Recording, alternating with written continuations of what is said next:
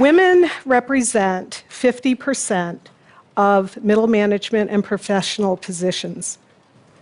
But the percentages of women at the top of organizations represent not even a third of that number.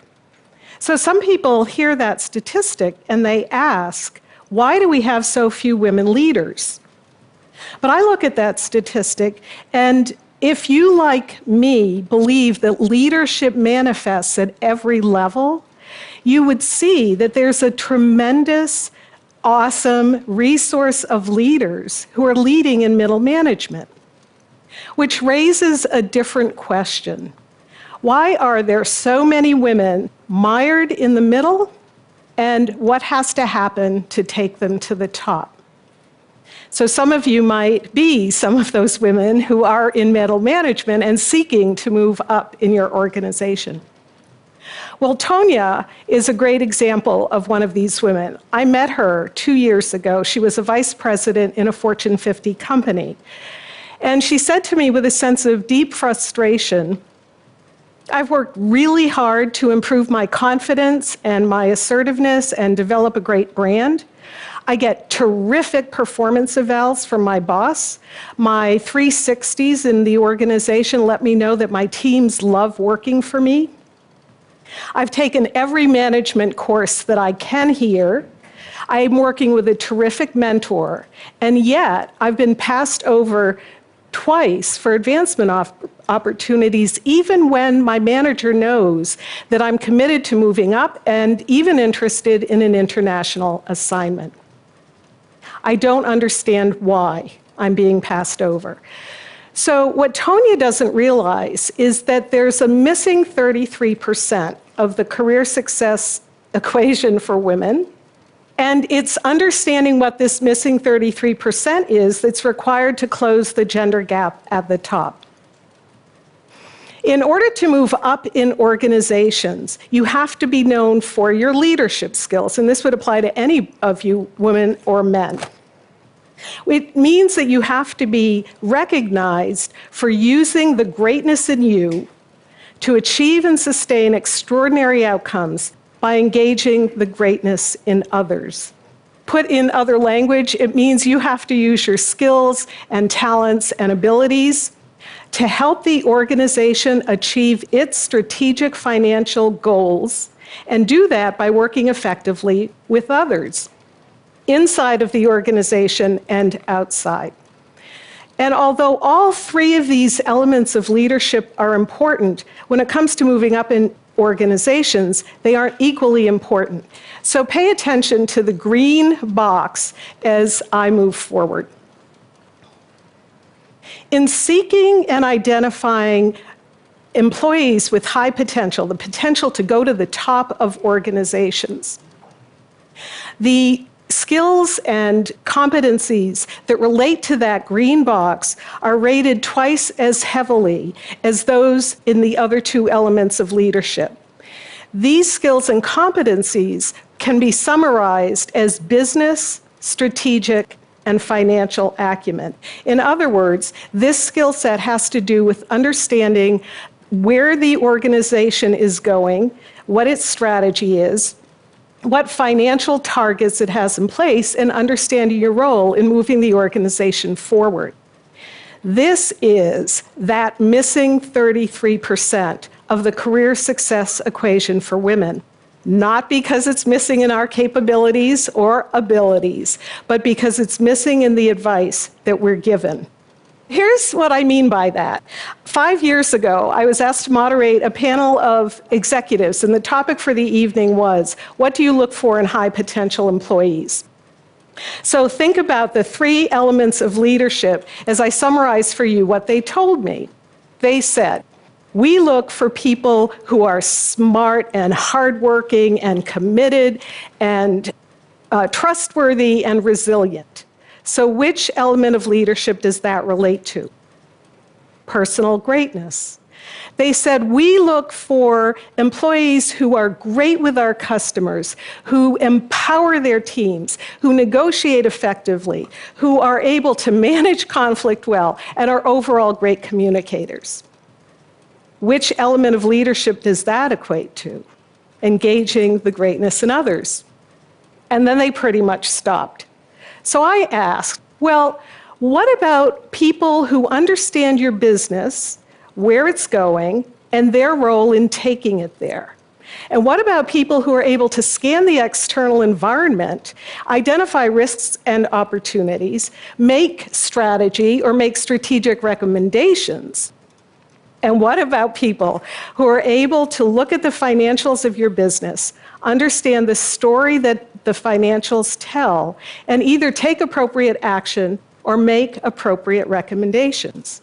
And to a man, they said, that's a given. So I turned to the audience of 150 women and I asked, how many of you have ever been told that the door opener for career advancement is your business, strategic, and financial acumen, and that all the other important stuff is what differentiates you in the talent pool? 3 women raised their hand. And I've asked this question of women all around the globe in the 5 years since, and the percentage is never much different. So this is obvious, right? But how can it be? Well, there are primarily 3 reasons that there's this missing 33% in the career success advice given to women. When organizations direct women toward resources that focus on the conventional advice that we've been hearing for over 40 years, there's a notable absence of advice that relates to business, strategic, and financial acumen. Much of the advice is emphasizing personal actions that we need to take, like become more assertive, become more confident, develop your personal brand, things that Tonya has been working on. And advice about working with other people, things like learn to self-promote, get a mentor, enhance your network, and virtually nothing said about the importance of business, strategic, and financial acumen. This doesn't mean that this advice is unimportant. What it means is that this is advice that's absolutely essential for breaking through from career start to middle management. But it's not the advice that gets women to break through from the middle, where we're 50%, to senior and executive positions. And this is why conventional advice to women in 40 years hasn't closed the gender gap at the top and won't close it. Now, the second reason relates to Tonya's comments about having had excellent performance evals, great feedback from her teams, and having taken every management training program she can lay her hands on. So you would think that she's getting messages from her organization through the talent development systems and performance management systems that let her know how important it is to develop business, strategic, and financial acumen. But here again, that green square is quite small. On average, talent and performance management systems in the organizations that I've worked with focus 3-to-1 on the other 2 elements of leadership compared to the importance of business, strategic, and financial acumen, which is why typical talent and performance systems haven't closed and won't close the gender gap at the top. Now, Tonya also talked about working with a mentor. And this is really important to talk about, because if organizations' talent and performance systems aren't giving people in general information about the importance of business, strategic, and financial acumen, how are men getting to the top? Well, there are primarily 2 ways. One is because of the positions they're guided into, and the other is because of informal mentoring and sponsorship. So what's women's experience as it relates to mentoring? Well, this comment from an executive that I worked with recently illustrates that experience. He was very proud of the fact that last year he had 2 protégés, a man and a woman. And he said, I helped the woman build confidence, I helped the man learn the business, and I didn't realize that I was treating them any differently. And he was sincere about that. So what this illustrates is that as managers, whether we're women or men, we have mindsets about women and men, about careers and leadership, and these unexamined mindsets won't close the gender gap at the top. So how do we take this idea of the missing 33% and turn it into action? Well, for women, the answer is obvious. We have to begin to focus more on developing and demonstrating the skills we have that show that we're people who understand our businesses, where they're headed, and our role in taking it there. That's what enables that breakthrough from middle management to leadership at the top. But you don't have to be a middle manager to do this. One young scientist that works in a biotech firm used her insight about the missing 33% to weave financial impact data into a project update she did, and got tremendous positive feedback from the managers in the room. So we don't want to put 100% of the responsibility on women's shoulders, nor would it be wise to do so, and here's why. In order for companies to achieve their strategic financial goals, executives understand that they have to have everyone pulling in the same direction. In other words, the term we use in business is we have to have strategic alignment. And executives know this very well, and yet only 37%, according to a recent conference board report, believe that they have that strategic alignment in place. So for 63% of organizations, achieving their strategic financial goals is questionable. And if you think about what I've just shared, that you have situations where at least 50% of your middle managers haven't received clear messaging that they have to become focused on the business, where it's headed, and their role in taking it there, it's not surprising that that percentage of executives who are confident about alignment is so low. Which is why there are other people who have a role to play in this.